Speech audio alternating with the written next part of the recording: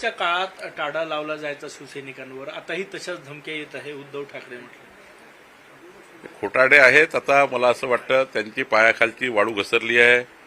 उद्धव ठाकरेचा जी party आहे ती आता डिमॉरलाइज आहे.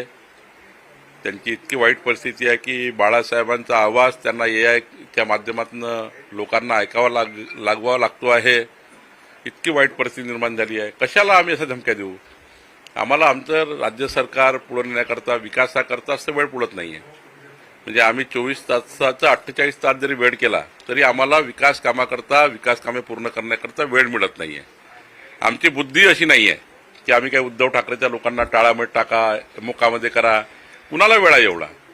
त्यांच्या स्वतःच्या कर्तृत्वानं ते जर टाळा आणि मोकात गेलं तर आमचा का दोष आहे? जसं आता गांधी परिवार हा नॅशनल हेरॉल्डमध्ये जेलमध्ये चालला. त्यांच्या ईडी सीबीआयच्या माध्यमातून मोठ्या प्रमाणात त्यांच्या चौकशा झाल्या. चौकशामध्ये काही आढळलं नाही तर माणूस सुटतो, चौकशामध्ये आढळला का जेलमध्ये जातो.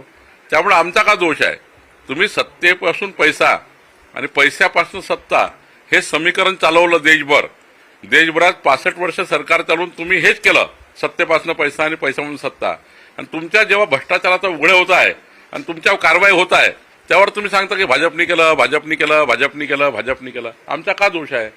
मला असं वाटतं की यामध्ये त्यांना काही धमक्या आल्या असतील, त्यांनी पोलिसांना कंप्लेंट दिली पाहिजे, रिसर्च सरकारकडे गेलं पाहिजे, गुन्हा दाखल केला पाहिजे. आमच्यावर आरोप करून काय उपयोग आहे?